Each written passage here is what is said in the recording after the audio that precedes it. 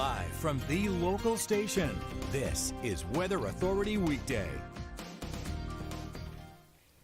Hey there, good Wednesday morning. It's hump day. Yep, we made it to the middle of the week, the first full week of January.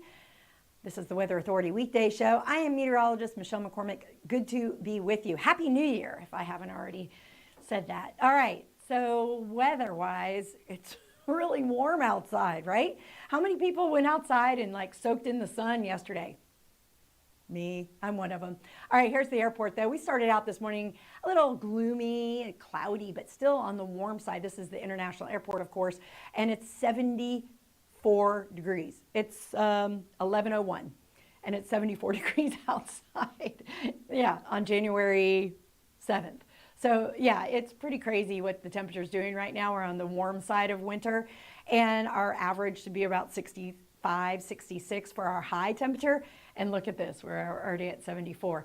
So let's keep going around the horn here. This is the beach, looking pretty good today, where the temperature is 71. So just a little bit cooler, but we have a west wind coming in at 7, keeping those waves super flat today. So just keep that in mind. It's going to be like that for a little bit. All right, current temperatures across the area. Like I said, we're sitting pretty in these upper 60s out at the Golden Isles, and then low to mid 70s just about everywhere else. For this time of day, for this time of year, we're on the warm side of winter yet again. So the temperature change, I love this graphic because it really does give us a good indication of what happened yesterday compared to what's happening today. So we weren't as cool or warm as we were yesterday as we are today. Whereas we're 11 degrees warmer right now in Waycross than we were this time yesterday. So you all are feeling it up there. And then we're 5 degrees warmer throughout Clay County and 5 degrees warmer in Baker County right now, 8 degrees warmer in Camden County, 5 degrees warmer out at Mayport. So yeah, a difference a day makes, and we're just going to continue to warm up today. It's only 11 in the morning. Usually our high temperature is around 3 o'clock in the afternoon. Current wind speeds looking like this, with that wind coming in from the west, a little bit from the south and from the west, bringing in some warm moisture out of the Gulf at 7 miles per hour, 7 to 8. But the gusts also, we're in double-digit gusts across the area for just about everyone from the airport to Stark to Gainesville out to Mayport. We're seeing double-digit gusts across our area. So you'll feel that breeze throughout the day as well. All right, I want to show you future track. So this is another cold front that pushed through, and now we can follow the arrows. If you follow the red arrows, that indicates the wind direction and bringing in that warmer air out of the south. The cloud coverage kind of sticks around, but then it kind of breaks up on Thursday. So we'll see some partly cloudy skies going into Thursday and into the rest of the week. Into Friday, even it clears out a lot. And the winds, this is a really great look at the winds at noon on Friday directly out of the south. So we're expecting near record highs on Friday and Saturday because of this very strong southerly wind coming out of the Gulf with a lot of moisture. So plan for your Friday and Saturday to be on the warm side. You think you're warm today? Just wait. All right, here's what we're expecting for high temperatures today. We're looking at upper 60s. So if we're at 74 now, I can bet we might surpass that 76 that's on this, and we might be closer to 77, maybe even pushing up beyond that. So we'll have to tune in to Richard this afternoon and see what the high is for the afternoon. But across the entire state, doesn't matter where you're going in Florida today, the temperature is on the warm side everywhere. 80 degrees, mostly central to South Florida, all the way through to Key West. Looking beautiful. And then tonight, temperatures will dip down back into the mid 60s and then lower 60s. The opportunity does exist for foggy conditions tomorrow, although with the cloud coverage that we're having tonight, it's highly unlikely that too much fog will develop. We didn't see a lot of it this morning, except mostly in Marion County. And then temperatures going into tomorrow morning in the mid 50s. So this is great news for those kiddos going back to school this week. I know it's rough. But at least the school bus stops are not frigid like we might see on Monday coming up. All right. I don't know why I'm talking so much. Everybody's talking about this, the football game coming up. Now, this says showers on it. I wouldn't let that deter you too much. Now, we have a 20% chance of rain on Sunday. It's really looking super light. So, you know what? You have a poncho. you're used to getting maybe a little wet at Jaguar games, just pack it just in case. Ponchos pack really easily. Put it in your clear bag for game time Sunday at 1 o'clock, big game. And it's going to be a little cooler. The high only 69. So a cold front's going to come through from Saturday into Sunday, bringing with it these light showers. And again, only 20% chance of showers. I wouldn't let the word showers or rain deter you too much from this amazingly exciting game that we're going to have right here in Jacksonville. Everbank is the place to be watching football. I'll be watching it from my couch. All right, here we have, oh, I didn't take off my Jaguar head. Of course, it's on the wrong day. It's not Wednesday, but we can talk about Jaguars on Wednesday. The game's actually on Sunday. So the next 7 days are shaping up like this. You see that 80 and that 81? Those are near record highs for Friday and Saturday ahead of that next frontal system that's coming through. Now, the front that comes through, dropping our temperatures down back into the 60s. Of course, that's where we should be this time of year. A little bit cooler on Monday once the front settles in, but bouncing right back up to mid 60s on Tuesday, right where we should be for January. That's our winter temperature. It's our winter high. And then our lows right there, again, our average low should be about 44. So that's, of course, into the beginning of next week. 7 days away, a lot can change with that only 20% chance on Sunday, again, for football. But in the meantime, we're going to have a pretty warm week ahead, mostly cloudy skies today, breaking up those clouds going into Thursday and Friday with temperatures soaring close to 80 degrees, again, near record highs. Friday and Saturday, of course, we'll continue to keep you updated. All right, coming up, we're going to take a quick break. But coming up after the break, we have a great guest. His name is Kelly Godsey. Kelly Godsey. He works at the National Weather Service office out of Tallahassee, and he basically does all the hydrology for the state of Florida. I'm going to give him that crown. Anyway, really great conversation I had with him this morning, as a matter of fact, about a Hydrology 101 webinar that the National Weather Service in Tallahassee, Jacksonville, Tampa are all collaborating on to talk about water. And we live in Florida, and what are we surrounded by? Water. And he gave me a really fun fact that 80 miles in each direction, we have water, right? In the state of Florida, Gulf, Atlantic. We're going to talk a little bit about how water is monitored, especially in Northeast Florida, along the St. Johns River, along the Black Creek, and we talk a lot about flooding and how you can monitor all these waterways right from your computer, and how you can sign up for the Hydrology 101 class that they're putting on starting tomorrow. So stick around after the break. We'll be right back. Good morning. My name is Kelly Godsey. I'm the Senior Service Hydrologist with the National Weather Service in Tallahassee, Florida. My primary role here is to provide hydrologic services across all of North Florida, South Georgia. And so I also support the National Weather Service office in Jacksonville as their hydrologist as well.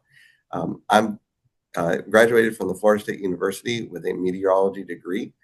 So for a number of years, my focus was in meteorology, but over the last 10 to 12 years, been really focused on hydrology, specifically with a focus on riverine, coastal hydrology, and flash flood hydrology. And so anything that touches water or involves water, that's my job and my responsibility out of the office here in Tallahassee.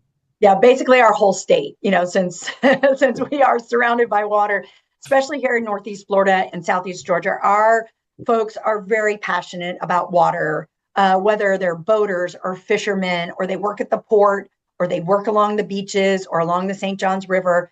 Boating and water specifically, especially during a drought that we're having since no rain November, even beyond that. Let's talk about the importance of water and around our state. Sure.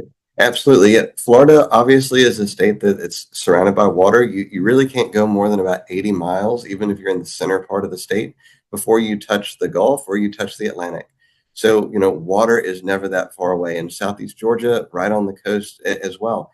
We have rivers everywhere, the St. Johns going through Jacksonville, but a lot of inland rivers that are flowing toward the coast. And so water affects everyone. And even if you're not near a river or on the coast, drought is always an impact as well. So, drought, whether you're a farmer or if you're someone just, inland a bit, drought can bring fire. And so those are all things where water impacts everyone. And so part of our job and the team that I lead here in Tallahassee and Jacksonville is to make sure that we're keeping track of everything water. So not just the readings we get off the rivers or the precip data that we get, but we're also tracking the conditions for drought, that we're monitoring coastal flood impacts.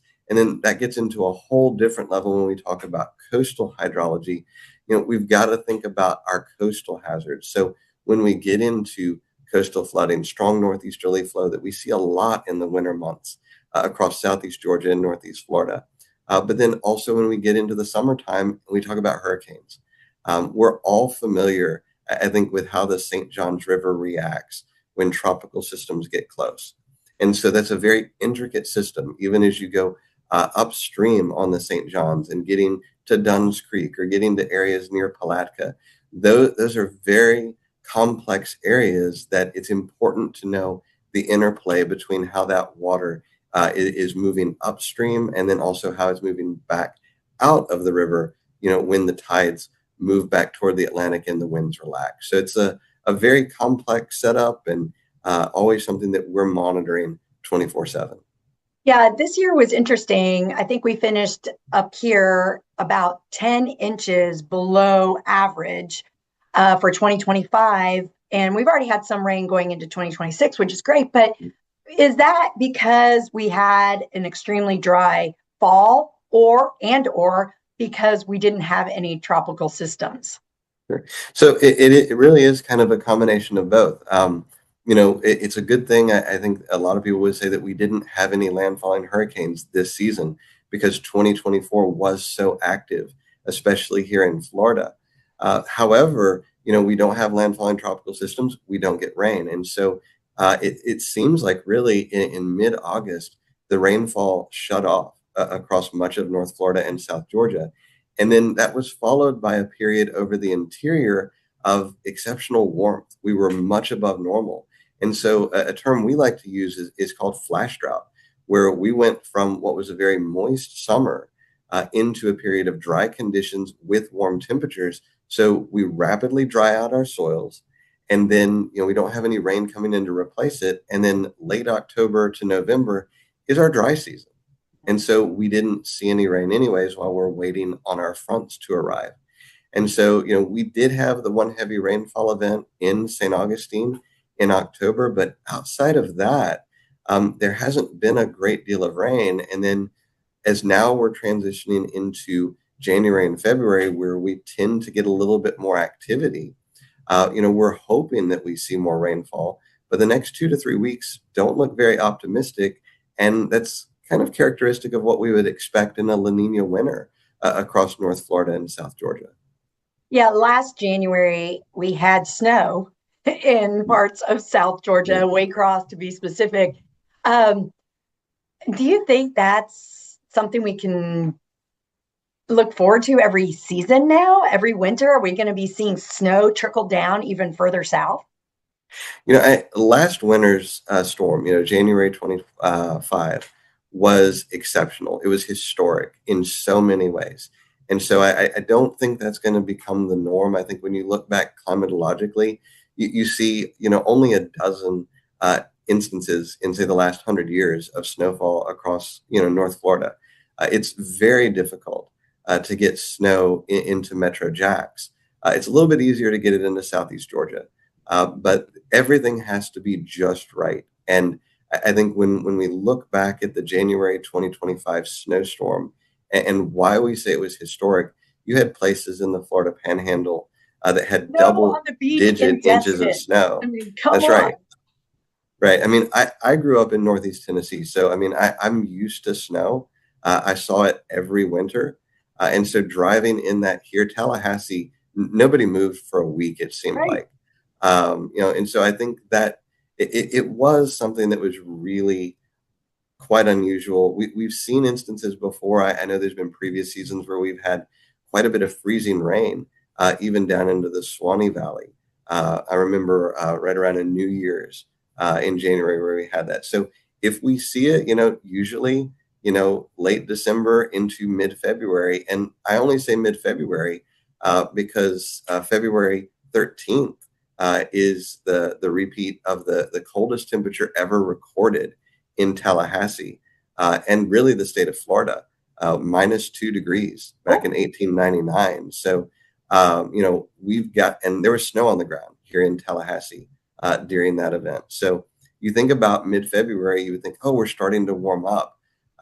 That's probably going to stand out as the event, but nonetheless, there's only a handful of them in the climatological record. So I wouldn't expect folks to think that, this is going to be something every year we're going to be talking about snow. But, we are going to be getting cooler in the next couple of weeks. And so, those are the types of patterns that you just get a little bit of precipitation. You do have to keep a watch. Yeah, for sure. All right, let's talk about some of these tools that you have to help measure the hydrological events that are happening along our coast and along our river, most specifically in our region here. Mm-hmm. Sure. So our biggest portal for folks to use is simply going to water.noaa.gov. And that's going to give you a map of the continental United States. And the really neat thing about this particular website is you can zoom in to your particular location or region that you want to view. So if you're focused on the St. Johns River, the tidal portion of it, and you want to focus just on that, once you zoom into that area, bookmark that page at that point. And every time you go back to that page, it's going to load that particular view. So from that page, you can get all of the gauges that we assimilate into our system to monitor water conditions on the St. Johns or on the Atlantic. And so that's everything that's going from Georgetown all the way downstream to Mayport, and then our gauges on the Atlantic as well. So you can monitor all the tidal variations that we see. We have our flood categories on there. So when we get into situations where we have high water, it's a great way to alert. And so we have our flood categories: action, minor, moderate, and major, that are on there. In addition to that, we also have descriptions of what happens at specific water levels. And so that really puts the information in context, because I think what a lot of folks don't understand is when they see a number and we say 3 feet at, say, the Anacostia Bridge there, or the Anacostia Bridge in Jacksonville, what does that mean? Well, then we have to talk about datums. And so the datums that we use, that's a reference point, because datums are complicated. So by providing a statement on what happens at a specific level, we're framing the message. We're letting people understand in an easy way what that number means. And so all of that data is contained on the website, and you can get that per specific gauge. You can get them for a collection of gauges, get whatever view that you like. If you're interested in rivers, you can focus on the specific rivers. And I know a lot of folks in Clay County are going to want to focus on Black Creek, whether they're on the North Prong or the South Prong. And so we have that available and the forecasts that go with it. And here very soon, we're going to be bringing flood mapping into Northeast Florida and Southeast Georgia, where folks are going to be able to see what would flood at a specific level, which is just another step in the process of providing more water information to the public. Yeah, that is incredible. I mean, we always watch the Black Creek for sure. It's one of those areas. Sisters Creek gets really high too when we have high tides, and throw in a nor'easter with a high tide. And then in the fall, we have king tides on top of that. And areas like St. Augustine typically flood. Everyone's pretty much used to that factor. Now, when we spoke prior to our interview, you mentioned something on the Jacksonville Beach Pier. Let's talk about what you're doing on the Atlantic side. Sure. We're very excited about a partnership that we have with the Florida Department of Environmental Protection. They've been placing a number of gauges across the entire state of Florida. Just to date, we've had over 200 gauges from their network that we've brought into the National Weather Service database and displayed that data on the webpage. But recently, we noticed that where we had some data gaps was on the Atlantic side in Northeast Florida. And so we reached out to the Department of Environmental Protection and said, could you place us a gauge on the Jacksonville Beach Pier? And so they worked through the permitting process, got everything set up, And now we have a gauge that's operating 24/7 on the Jacksonville Beach Pier. It's incredibly important because our tide gauges that we have at Mayport and Fernandina Beach, they're actually not Atlantic facing. They're not right on the coast. This one is, and it's also on something that's going to be quite stable. So we're able to monitor those water levels right on the ocean front.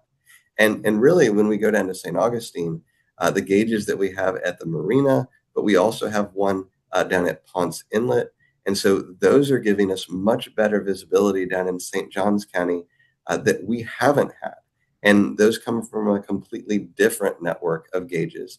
And so those were especially helpful in October and November in the high water events that we had there, and allowed us to even do some really detailed mapping of what happened after the event to refine our impact statements for both the city of St. Augustine and St. Augustine Beach.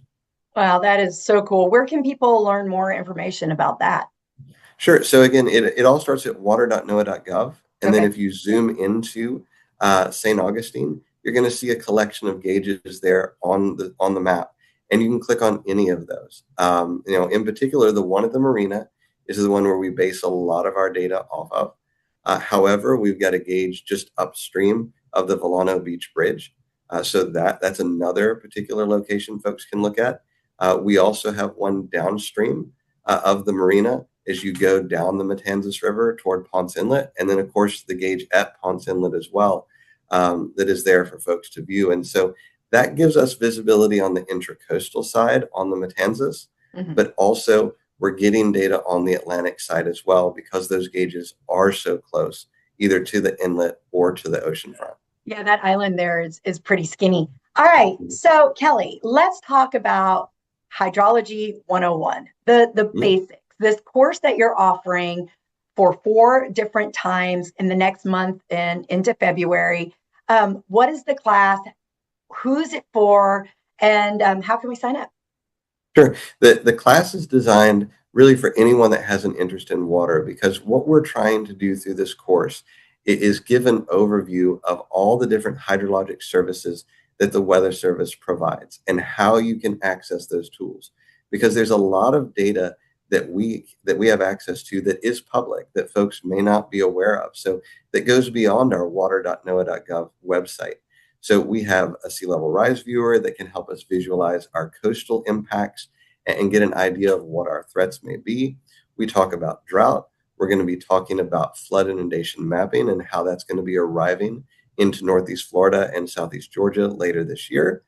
We're also going to be getting into some additional ways that we describe our river forecasts. Where do those come from and how are those communicated? And many of these products are already publicly available. So we want to educate folks on how to access them. The course really it's appropriate for everyone. We do gear a lot of the material toward our emergency management and media partners. However, the public will benefit greatly from what's in this course. So what we would invite folks to do is go to our webpage.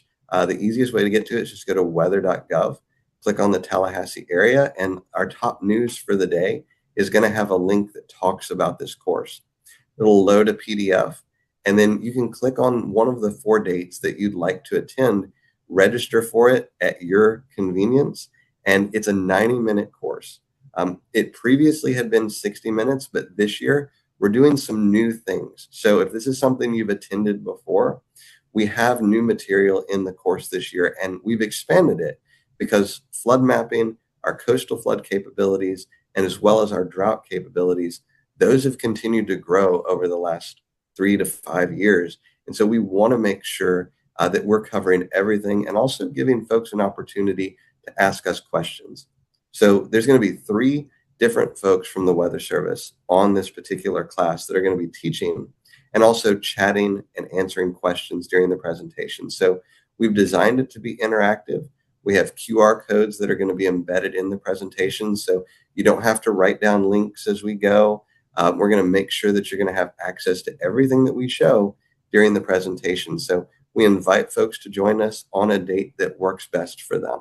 That's awesome. I mean, some of the dates, and I'm going to post them up here as well. January 8th, which is a Thursday, tomorrow, actually. Tuesday, January 13th, Wednesday, January 14th, and Tuesday, February 3rd, and they're at different times throughout the day as well. So we'll make sure we post all of that. But Hey, good. that was Kelly Godsey with the National Weather Service out of Tallahassee. He will be moderating along with Tampa and even folks, I think, from Jacksonville's National Weather Service during those seminars or the webinars. So this is the information about that and the course offerings. So Caitlin, let's talk about the topics included. Basic hydrology monitoring, how river forecasts are produced, what is flood inundation mapping, as well as precipitation estimates. So it's all really interesting stuff that's right here in our backyard as well. So there's 4 courses. The first one is tomorrow at 10 a.m., then next Tuesday at 2, also Wednesday at 2, next Wednesday, and then February 3rd at 10 a.m. All of this you can sign up for. It's all free. They are 90 minutes each, and you can go to the National Weather Service Tallahassee. The link right there is on your screen. It's weather.gov/TAE for Tallahassee. So weather.gov/TAE. Also, we'll have this on YouTube, so be sure you check out our YouTube and you can listen to Kelly, again, talk about all those fascinating things. I learned so much today talking to him about our waterways right here in Northeast Florida and Southeast Georgia. Well, that about do it for us today here at the Weather Authority Weekday Show. I'm Meteorologist Michelle McCormick. Make it a great day. We'll see you back here at noon. See why every day more people are choosing News4JAX, Northeast Florida and South Georgia's #1 source for local news.